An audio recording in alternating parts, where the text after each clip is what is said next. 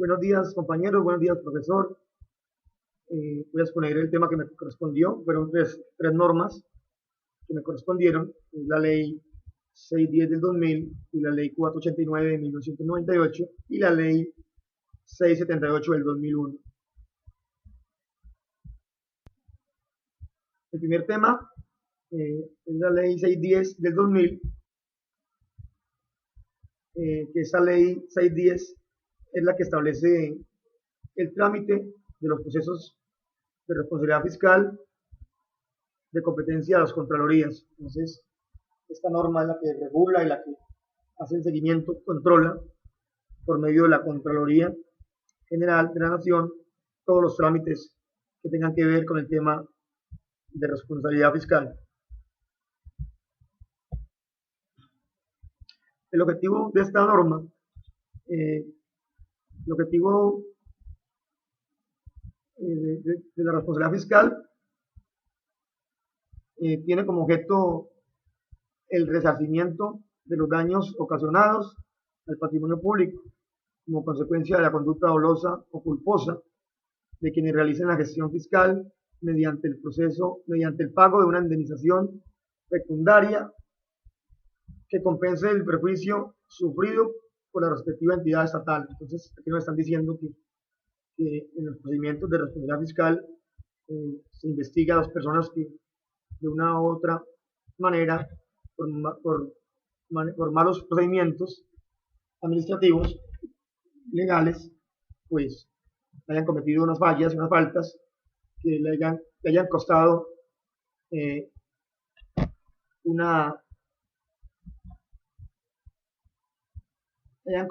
una deuda o una indemnización al Estado a terceros. Un ejemplo, una persona que de pronto haya hecho mal procedimiento y perjudicó a una persona, un ciudadano normal, pues, y esta persona, o a un empleado o en público, esta persona pues también instala el proceso de demanda, y si el fallo sale a favor de ella, pues el Estado está en la obligación de indemnizar a esta persona. Pero más adelante vamos a ver por el tema de la acción de repetición, que tiene que ver con la responsabilidad fiscal, que es donde se inicia un proceso de investigación por la Contraloría y los entes de control para que la persona que causó este daño y que le causó un detrimento económico, fiscal al patrimonio público, pues se vea obligada a responder económicamente por los daños que ocasionó. En el artículo segundo nos habla de los principios orientadores de la acción fiscal. Entonces nos dice que en el ejercicio de la acción de responsabilidad fiscal se garantiza el debido proceso y su trámite se adelantará con sujeción a los principios establecidos en el artículo 29 y 209 de la Constitución Política y a los contenidos en el Código Contencioso Administrativo. Entonces, estos dos artículos nos hacen referencia a todos los principios orientados sobre el tema de la acción fiscal. En el artículo tercero nos habla de la gestión fiscal.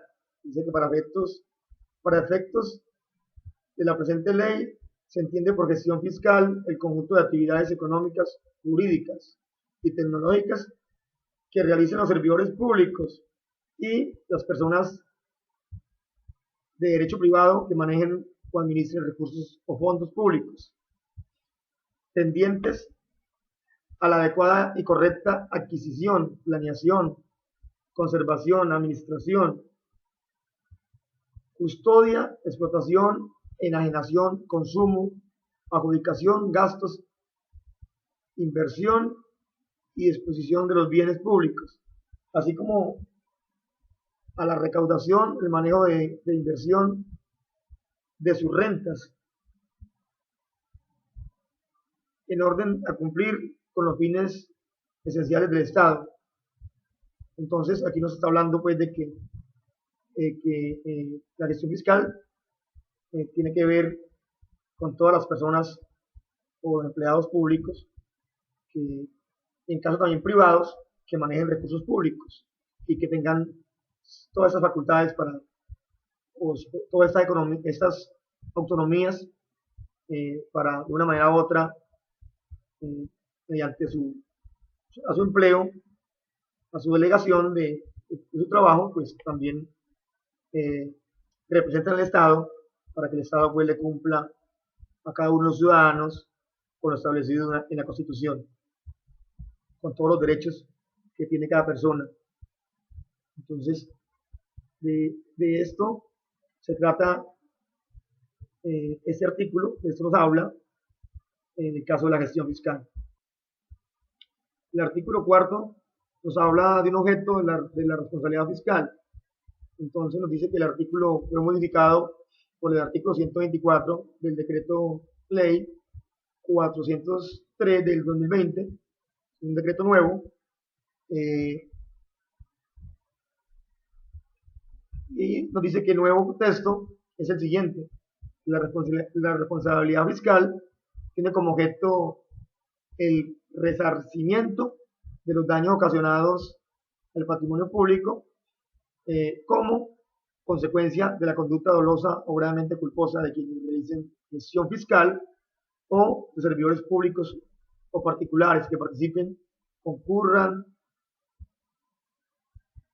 incidan, contribuyan directa o indirectamente en la producción de los mismos. Entonces nos está hablando que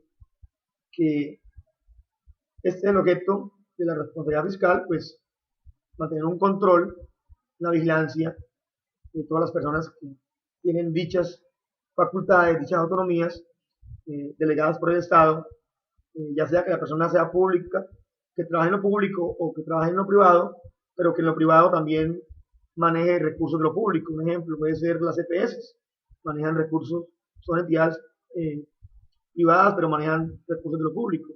Puede ser una entidad mixta que preste servicios públicos, que sea público-privada.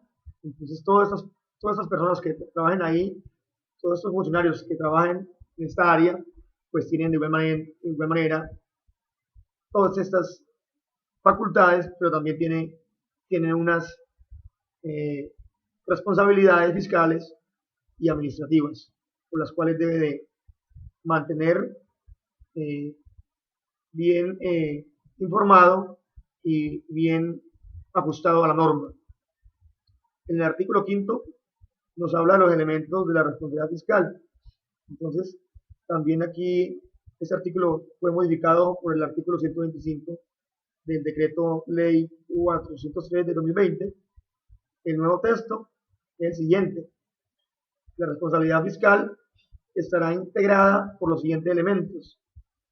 El primer elemento nos habla de una conducta dolosa o gravemente culposa atribuida a una persona que realice la gestión fiscal. Entonces, o de quien participe, concurra, incida, contribuya directa o indirectamente en la producción del daño patrimonial al Estado. Entonces, este artículo nos habla de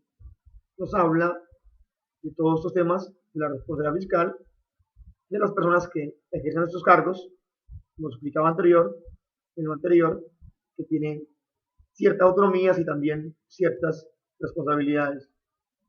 De otro punto nos habla de un daño patrimonial de las personas que cometan ese tipo de delitos. En la responsabilidad fiscal se hablan de esos puntos, que de acuerdo a la actuación y a la investigación se declarará si la persona actuó con una conducta dolosa o gravemente culposa. Entonces, el otro punto nos habla de un nexo causal entre los dos elementos anteriores. Entonces, otro caso que tenga que ver con cualquiera de los dos elementos que acabé de nombrar: la conducta dolosa, que tenga que ver con un daño patrimonial o con algún mal procedimiento que le haya afectado el presupuesto a cierta entidad pública, sabemos que todas las entidades públicas es una partecita pequeña del Estado. Entonces, de una manera u otra está haciéndole un perjuicio al mismo Estado. En el artículo 6 nos habla de los daños patrimoniales al Estado. Entonces, ese artículo también dice que fue modificado por el artículo 126 del Decreto Ley 403 del 2020. El nuevo texto dice lo siguiente: para efectos de la ley se entiende por daño patrimonial al Estado la elección del patrimonio público, o sea, los daños que una persona, un funcionario, le haga o le cause al patrimonio público, representada en el menoscabo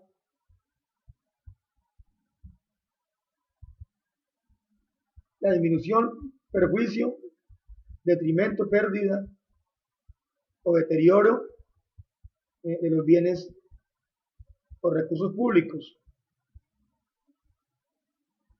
o ineficiente o inoportuno, o sea que nos habla que si la persona también por ineficiencia, por falta de eficacia, también no respondió dicho documento o no redactó bien un procedimiento administrativo y esto le causó una sanción al Estado, también esta persona debe de responder de una manera u otra.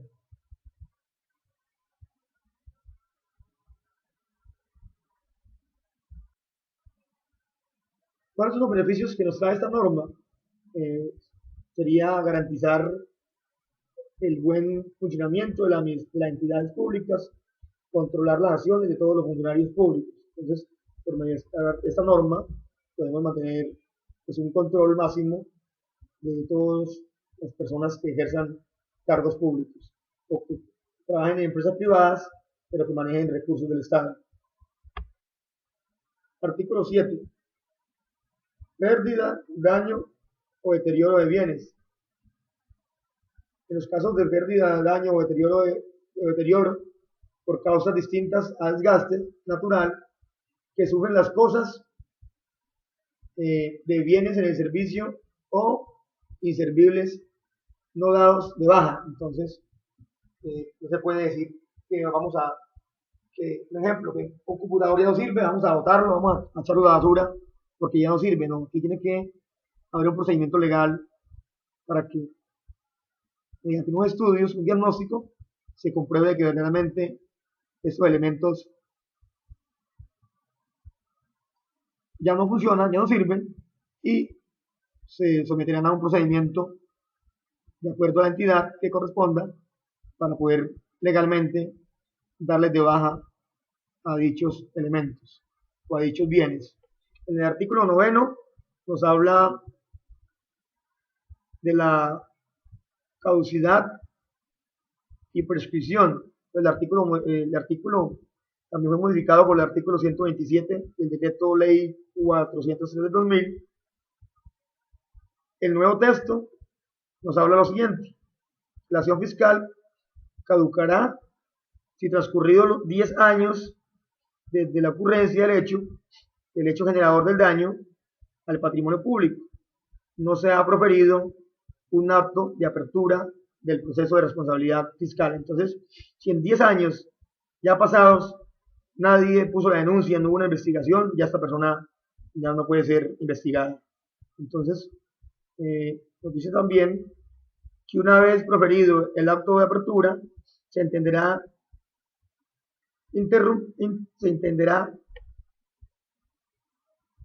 interrumpido el término de la caducidad de la acción fiscal. Ese término empezará a contarse para los hechos o actos instantáneos desde el día de su realización, o sea que la persona en el día que cometió el error, cometió la falla o el delito, desde ese día le empieza a contar el tiempo para concurrir los 10 años. Y para los complejos de tratos sucesivos de carácter permanente o continuo, desde el último hecho o acto. Entonces lo que les explicaba ahora se empieza a contar no desde que la persona empezó a trabajar en esa entidad, sino desde el momento que la persona cometió el hecho. También nos habla de que la responsabilidad fiscal prescribirá en 5 años contados a partir de la expedición del acto de apertura del proceso de responsabilidad fiscal, si dentro de dicho término no se ha dictado providencia en firme que declare. Entonces una persona, un ejemplo, en el año anterior, en enero, le abrieron un proceso y ya lleva, perdón, hace 5 años atrás le abrieron un proceso y ya hoy cumplió los 5 años de estar este proceso abierto y no lo han declarado en firme, no le han podido comprobar nada, ya este proceso tiene que ser terminado, cerrado, como dice el acto de apertura, terminado, porque ese es el tiempo que establece la norma. Son 5 años que dan para que a la persona le comprueben dicho delito, por lo cual lo están juzgando. Entonces algo diferente a lo anterior. En lo anterior nos dice que mientras no haya una investigación, la persona tiene 10 años para que sea investigada desde el momento que cometió la falta o el delito. Pero en este caso ya es diferente. Dice que en el momento que le habrá un proceso judicial o jurídico, pues lógicamente la persona tiene 5 años para defenderse. Si en 5 años no declaran en firme este acto de apertura o este proceso, pues ya la persona también queda excluida de esta investigación o del cargo. Artículo 10 nos habla de la policía judicial. Entonces nos habla que los servidores públicos, los servidores de la Contraloría que realicen funciones de investigación o indagación o que estén comisionados para la práctica de pruebas en el proceso de responsabilidad fiscal.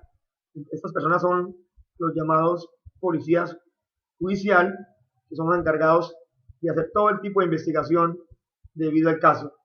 Tienen un carácter de autoridad de policía judicial. Para este efecto, además de las funciones previstas en el Código del Procedimiento Penal, tendrán las siguientes. Entonces, tienen las siguientes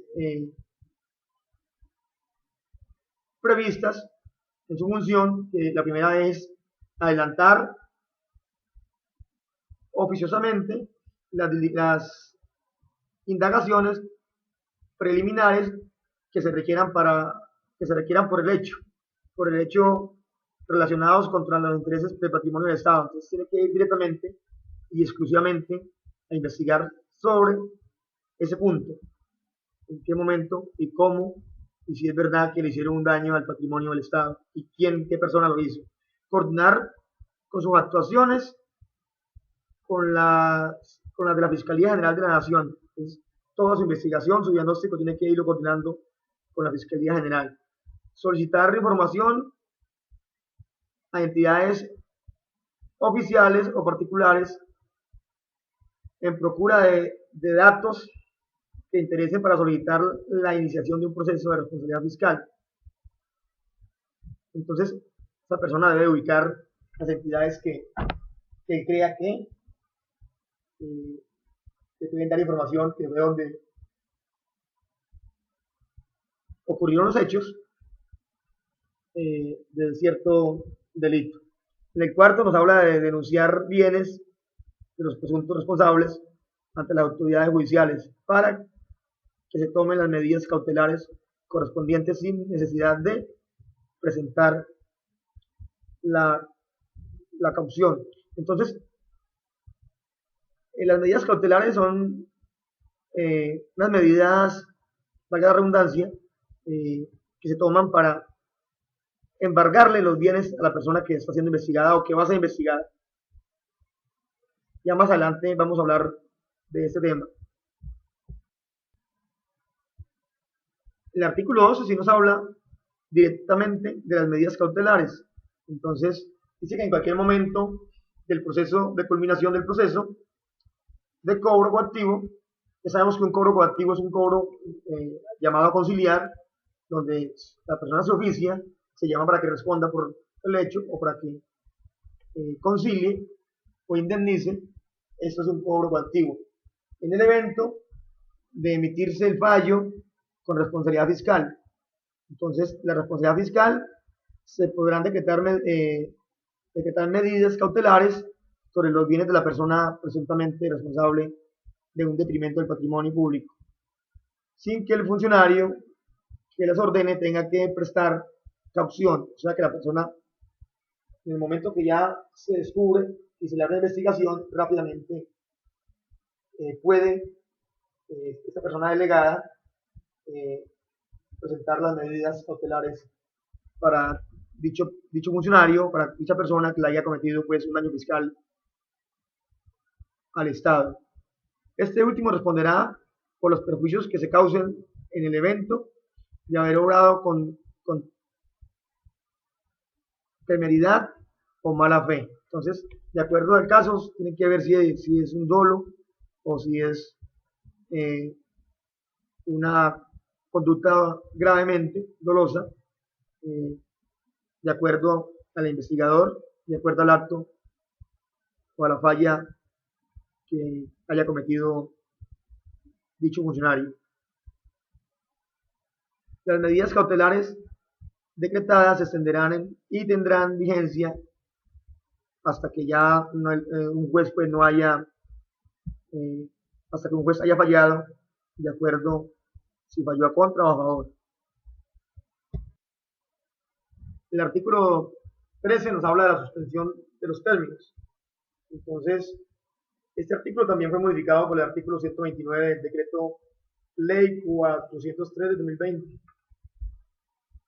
Nos habla que en el cómputo de los términos previstos en la presente ley se suspenderán en los eventos de fuerza mayor o caso fortuito por la tramitación de una declaración de impedimento o recusación hasta la comunicación de la decisión correspondiente o por la provisión del conflicto de competencias hasta el momento en el cual el funcionario a quien se le remite y asuma el conocimiento del asunto o el conflicto será resuelto y comunicado. Entonces, esa persona tiene que hacer saber de que cometió un delito y que va a ser investigado. De una manera u otra tienen que notificarlo para que la persona se presente. Entonces, si la persona le abre un proceso sin haberla notificado, pues lógicamente puede haber una posibilidad de una suspensión de términos y nuevamente deben de darle inicio a este proceso porque no hubieron las debidas garantías del proceso para la persona que está siendo investigada. Artículo 19. Muerte del implicado y emplazamiento a herederos. Entonces aquí nos habla de que cuando la persona está siendo investigada, tiene un proceso de investigación por que le causó en algún momento daños económicos o perjuicios fiscales al Estado, pues si esa persona llega a fallecer y dejó bienes, pues inmediatamente le abren un proceso o le pasan el proceso más bien a los herederos antes de que ellos procedan a los procedimientos de sucesión, ¿ya? Entonces ya sabemos que cuando una persona fallece y tiene herederos y tiene propiedades, pues lógicamente se va a un proceso de sucesión y esto, pues en este caso, se suspende hasta que esas personas, con esos recursos de herencia que dejó la persona que falleció, que está investigado, deben de responderle al Estado por daños ocasionados. El artículo 33 nos habla de la declaración de impedimentos. Dice que los servidores públicos que conozcan de procesos de responsabilidad fiscal en quienes concurran alguna causal de recusación deberán declararse impedidos tan pronto como advierte la existencia de la misma. Entonces, la persona, el servidor público, que tenga pues conocimiento de los procesos de responsabilidad fiscal, pues en el momento que está ejerciendo el cargo y de pronto tiene ciertos inconvenientes para proceder, debe declararse impedida y pues delegarle la función a su superior o a una persona que tenga la misma capacidad, el mismo perfil que él. Impedimentos y recusación. Entonces, este es el artículo 33. Nos habla de declaración de impedimentos. Eso es lo que hablábamos ahora. Entonces, esas personas tienen también ciertos límites donde también de una manera u otra se pueden declarar impedidos para proceder en dicha investigación. Vamos al tema de las nulidades. En el artículo 36 nos habla de las causales de nulidad. Entonces, nos habla que son causales de nulidad, casuales de nulidad, el proceso de la responsabilidad fiscal, la falta de competencia del funcionario para conocer y fallar, la violación de los derechos de defensa del implicado, o la comprobada existencia de irregularidades sustanciales que afecten el debido proceso.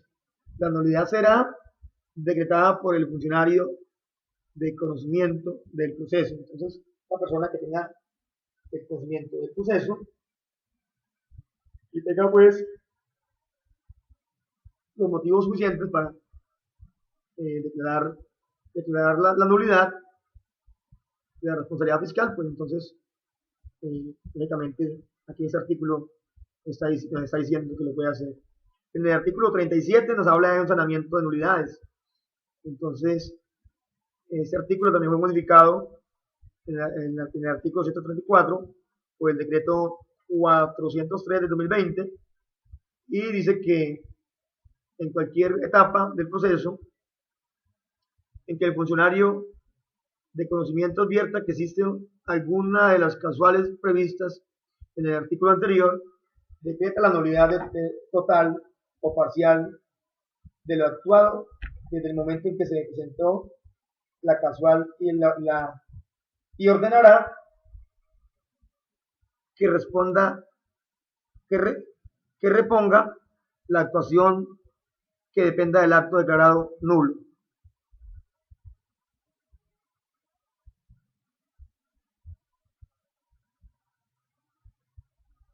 Para que se subsane lo afectado. Las pruebas y medidas cautelares prácticamente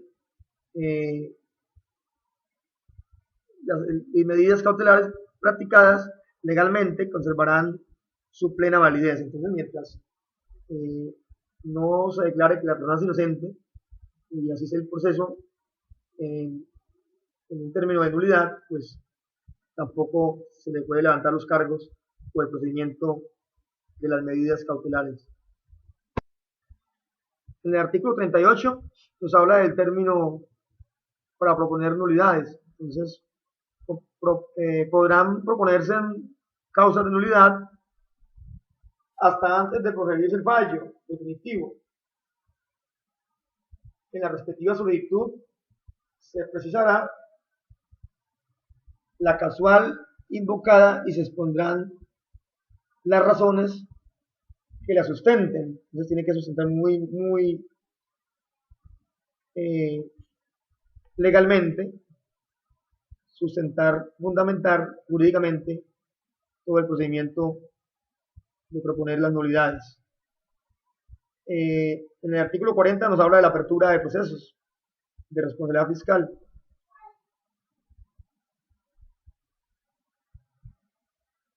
En este caso nos habla que cuando de la indagación preliminar, de la queja, del dictamen o del ejercicio de cualquier acción de vigilancia o sistema de control, se encuentre establecido la existencia de un daño patrimonial al Estado e indicios serios sobre los posibles autores del mismo.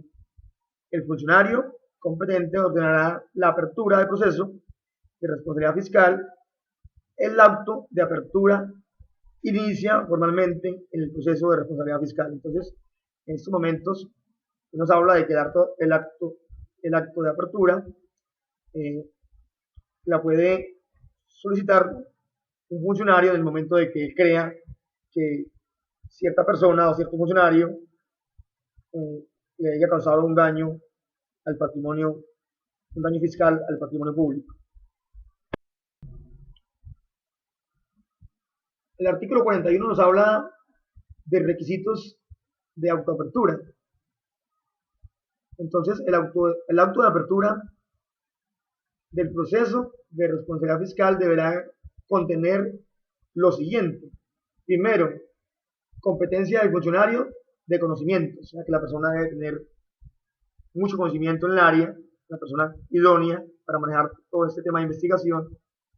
Fundamentos de hecho, tiene que tener lógicamente todas las pruebas que solicite la norma para que siga con el proceso. Fundamentos de derecho, tiene que jurídicamente conocer muy bien los procedimientos y aplicar la norma de acuerdo al hecho, si es un hecho doloso o si es gravemente culposo. Identificación de la entidad estatal afectada y los presuntos responsables. Entonces debe llegar, primero que todo, conocer a qué entidad fue la que perjudicaron y qué personas lo hicieron.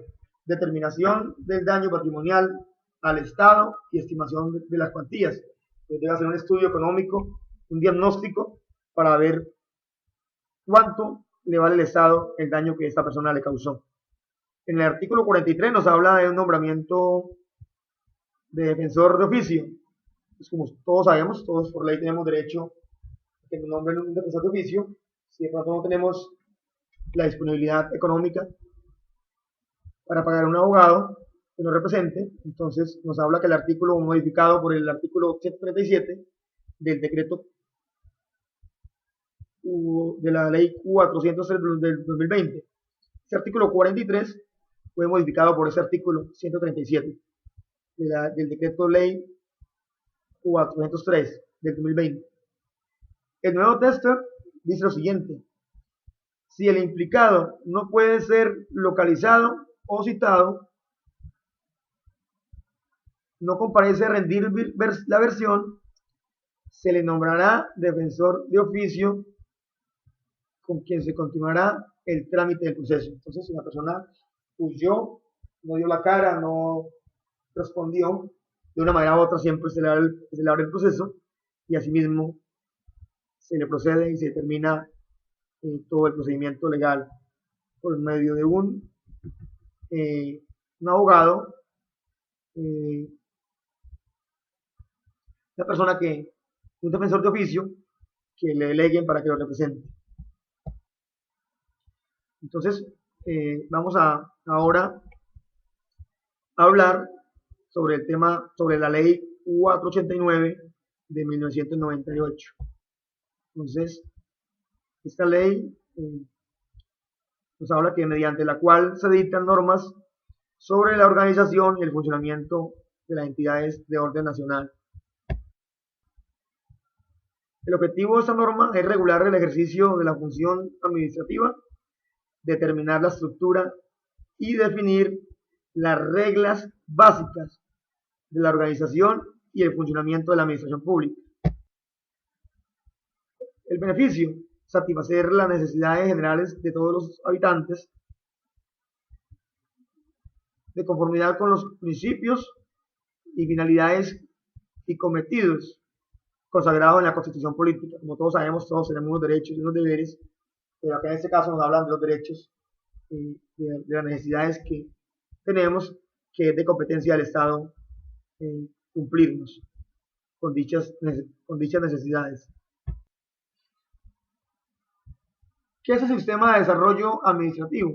Entonces, este es un conjunto de políticas estratégicas, metodológicas, técnicas y mecanismos de carácter administrativo y organizacional para la gestión del manejo de recursos humanos, técnicos, materiales, físicos, financieros de las entidades administrativas de lo público. Entonces, este conjunto de políticas estratégicas nos habla de que este sistema de desarrollo administrativo nos habla que maneja ciertos procedimientos para todo este tipo de procesos o de deberes que se deben cumplir en el sistema del desarrollo administrativo. Vámonos con el artículo 7º, que nos habla de la descentralización administrativa, un punto muy importante. Entonces, nos dice que en el ejercicio de las facultades que se le otorga por medio de esta ley y en general en el desarrollo y la reglamentación de la misma, el gobierno será especialmente cuidadoso en el cumplimiento de los principios constitucionales y legales sobre la descentralización administrativa y la autonomía de las entidades territoriales. Estamos hablando del caso de los departamentos, las gobernaciones, los municipios, las alcaldías. ¿Ya? Entonces, sabemos que esas entidades tienen cierta autonomía, son entidades de orden departamental y municipal, pero pues, lógicamente vienen delegadas, descentralizadas desde el orden nacional.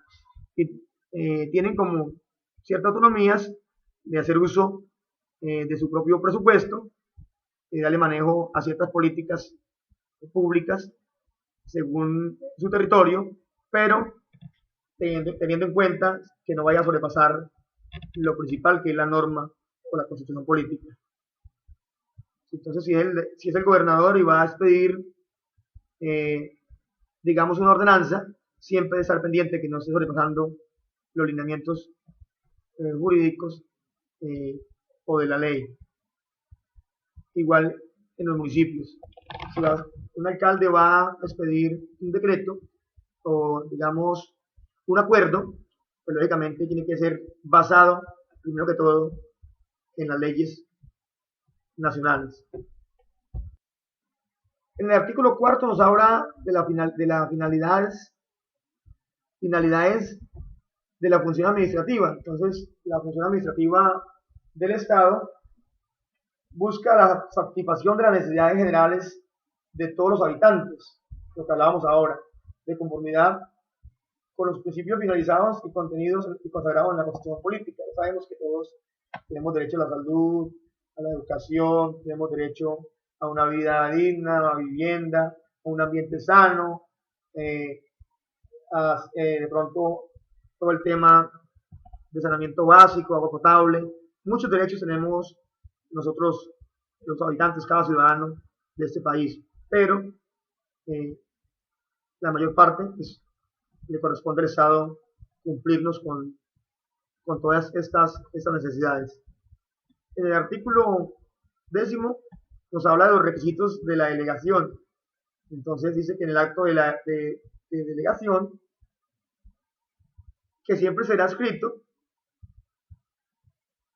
se determinará la autoridad delegataria y las funciones o asuntos específicos cuya atención y decisión se transfieren. Entonces, cuando la entidad, llámese el Estado, un ministerio, o llámese el departamento, o cualquier entidad que le deleguen dichas funciones, pues lógicamente tienen que ser específicas y reglamentadas para que ellas de una manera u otra representen al Estado fundamentada en la norma.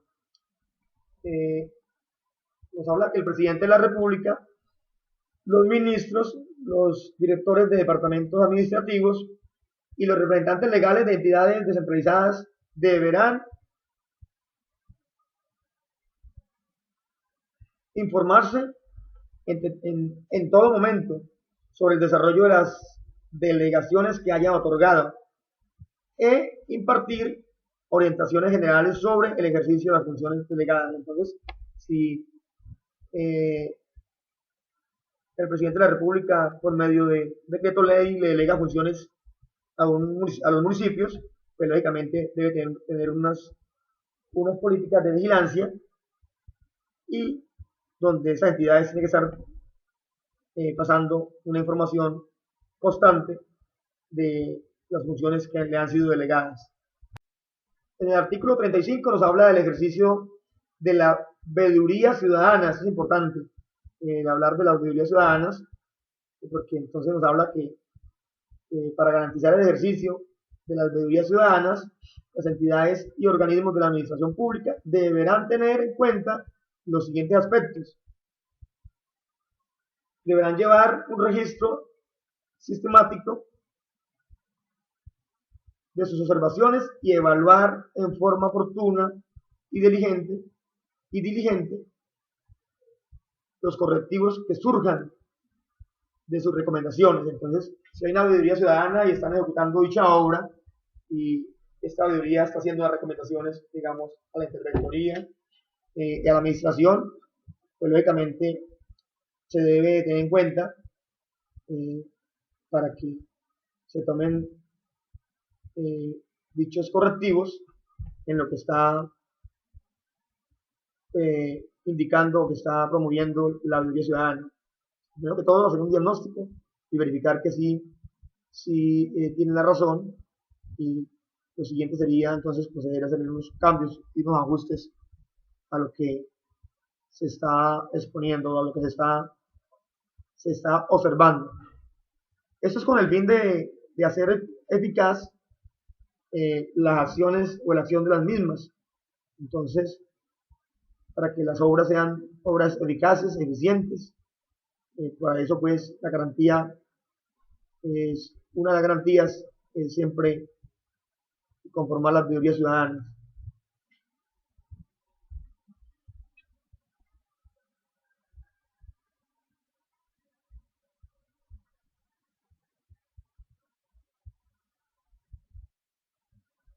El artículo 38 nos habla de la integración de la rama ejecutiva del poder público en el orden nacional.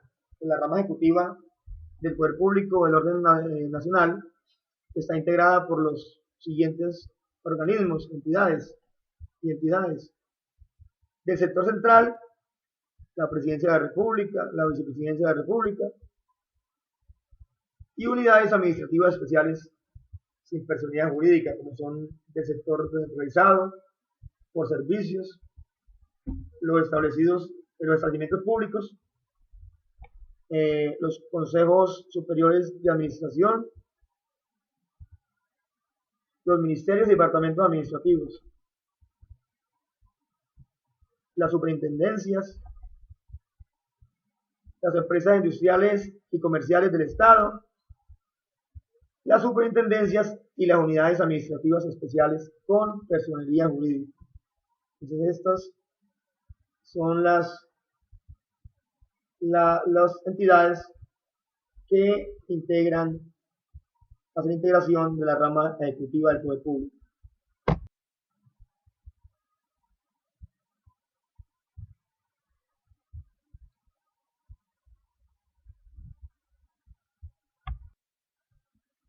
En el artículo 40 nos habla de las entidades y organizaciones estatales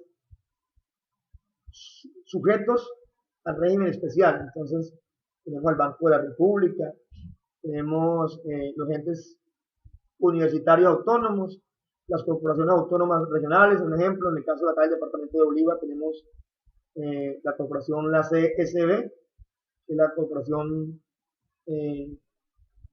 Ambiental del Sur de Bolívar. Entonces, la Comisión Nacional de Televisión y los demás organismos y entidades con régimen especial otorgados por la Constitución Política, que se sujetan a las disposiciones para ellos que establezcan las respectivas leyes. Vamos ya para finalizar la última norma, que es la Ley 678 del 2001, que es la encargada de reglamentar la determinación de la responsabilidad de patrimonio de los agentes del Estado a través del ejercicio de la acción de repetición o el llamamiento en garantía con fines de repetición. Entonces volvemos a lo anterior que nos exponía la ley 610. También el mismo nos hablaba de el tema de la responsabilidad fiscal por daños al patrimonio del Estado y que se establecen a través del ejercicio de una acción de repetición. ¿Qué es una acción de repetición? Bueno, la acción de repetición es un proceso que se le abre a una persona que haya cometido cierto delito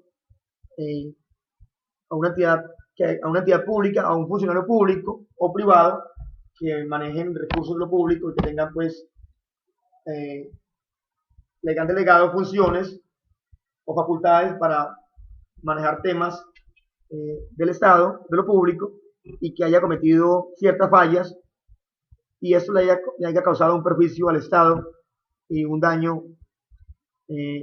fiscal al patrimonio público.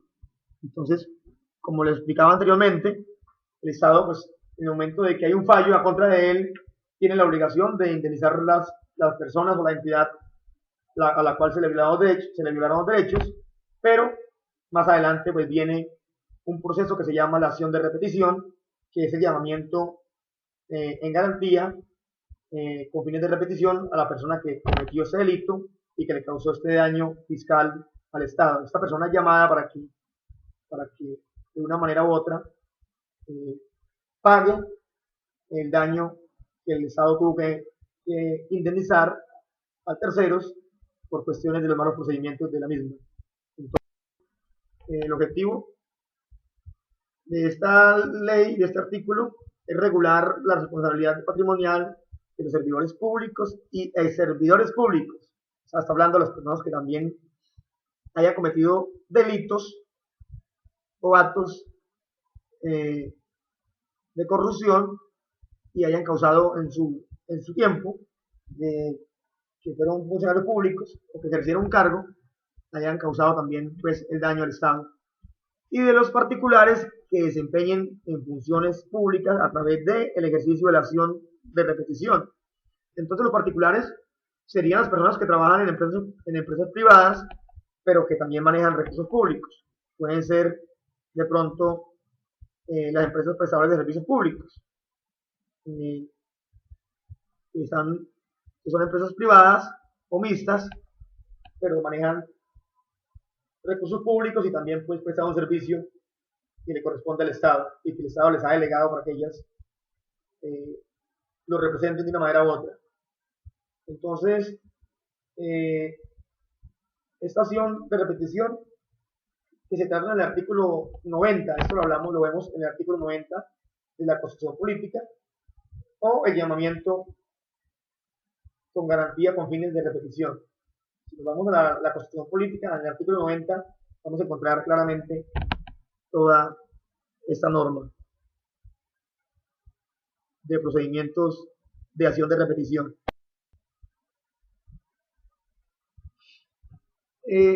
Vamos a hablar un poco de las causales del levantamiento de las medidas cautelares. Entonces, la petición de un levantamiento de las medidas cautelares procederá en los siguientes casos. Cuando terminado el proceso, el agente estatal sea absuelto de la pretensión de la repetición. Entonces, ese momento que la persona ya concilió y ya está, pues, pagó o indemnizó al Estado, pues en ese momento puede haber un levantamiento de las medidas cautelares. O puede ser también que la persona de pronto, por medio de unos recursos que tenga en el banco, ya que le haya señalado cuánto es, con cuánto dinero, qué cantidad de dinero es que debe indemnizar y lo tenga, y pues esa cuenta pase a ser embargada, pues ya la persona puede pedir que le hagan un levantamiento de medidas cautelares de los otros bienes que le quedan. Entonces volvemos aquí al tema donde nuevamente vamos a hablar de qué es la acción de repetición. Entonces hablamos de una acción de repetición. Una acción civil es una acción civil de carácter patrimonial que deberá ejercerse en contra de un servidor o el servidor público como consecuencia de su conducta dolosa o gravemente culposa, que haya dado reconocimiento de indemnizatorio por parte del Estado. En el artículo 5 nos habla del dolo, de la conducta dolosa, cuando la gente del Estado quiere realizar, cuando la gente del Estado quiere la realización de un hecho ajeno a las finalidades del servicio del Estado. Entonces, es un dolo cuando la persona tiene cierto cargo y hace unos procedimientos indebidos, ilegales, que están por fuera de lo normativo.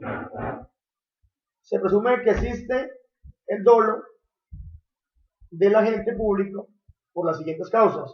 Primero, obrar con desviación del poder, o sea, que está haciendo lo indebido, está haciendo lo que no debe hacer, lo que no le mandaron a hacer, y está violando, está sobrepasando la norma, la ley. Segundo, haber expedido el acto administrativo con vicios en su motivación por inexistencia del supuesto hecho, de la decisión adoptada o de la norma que sirve de fundamento. Entonces, casi algo parecido, que de pronto la persona, se sabe que en las entidades públicas pues se manejan actos administrativos y las personas a veces lo utilizan para otros motivos, otras acciones que no tienen nada que ver con su función o con la administración pública. El tercer punto nos habla de haber expedido un acto administrativo con falsa motivación o por desviación de la realidad u ocultamiento de hechos que sirven de sustento de la acción de la administración. Entonces la persona de pronto, por hacer un favor a otra persona, desvió documentos o de pronto no hizo la denuncia correspondiente, también está cometiendo un delito de dolo. En el cuarto punto nos habla de haber sido penal o disciplinariamente responsable a título de dolo por los mismos daños que sirvieron de fundamento para la responsabilidad fiscal patrimonial del Estado. En el quinto nos habla de haber expedido la resolución, el acto o sentencia manifestantemente contrario al derecho en un proceso judicial. Entonces, si la persona falló a favor de una persona que está investigada, pues, o de pronto hizo procedimientos a favor de la persona, aún sabiendo que esa persona ha cometido un delito, una falta contra lo público, pues también está omitiendo en un delito de dolo. Artículo 6. La culpa grave. La culpa grave es la conducta del agente del Estado. Es gravemente culposa cuando el daño en consecuencia de una infracción directa a la Constitución o a la ley, o de una inexcusable omisión o extralimitación en el ejercicio de la función. Entonces, si la persona sobrepasó la norma, violó la ley, pues lógicamente eso es una consulta, un delito, una culpa grave. Se presume que la conducta es gravemente culposa por las siguientes causas. Primero, violación manifiesta y inexcusable de las normas de derecho. Carencia o abuso de las competencias para proferir de decisión anulada, determinada por error inexcusable. Entonces, la persona de pronto se sobrepasa, abusa de las facultades que le dieron o que le delegaron, también es una culpa grave y la utiliza para hacer un procedimiento indebido o ilegal. Omisión de las formas sustanciales o de la esencia para la validez de los actos administrativos. Determina por error inexcusable, o sea, que la persona que participe por omisión en estos casos de las formas sustanciales, pues también está cometiendo un delito o una culpa grave.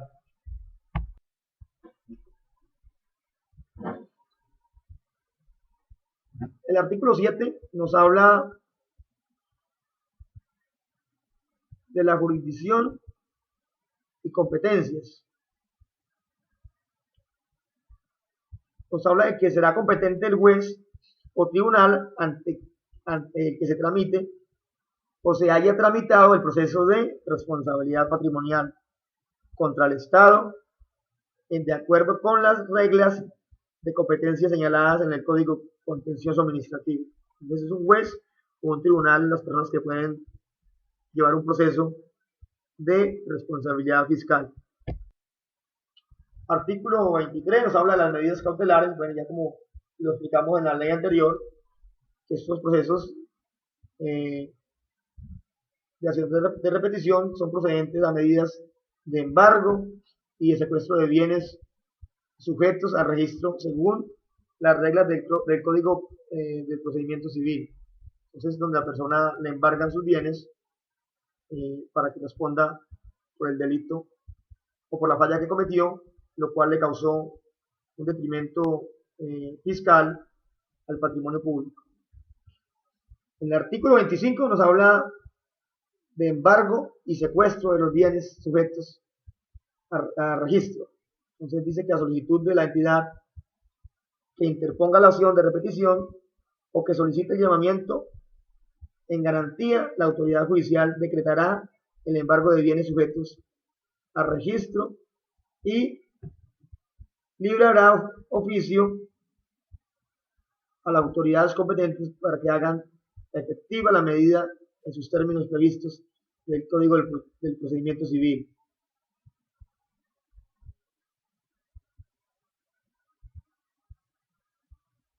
Entonces nos habla que el secuestro de los bienes sujetos a registro se practicará una vez se haya escrito el embargo y siempre que en la certificación expedida por las autoridades competentes aparezca el demandado como su titular. O sea que la persona, mientras lo que debe de haber es, debe aparecer unos bienes a nombre de la persona que está siendo investigada o que le lleven un proceso. No se puede ir a embargar unos bienes a nombre de otra persona porque otro diga que esos bienes son de la persona que está siendo investigada. No. Si están a nombre de él, pues lógicamente no se pueden embargar este tipo de bienes.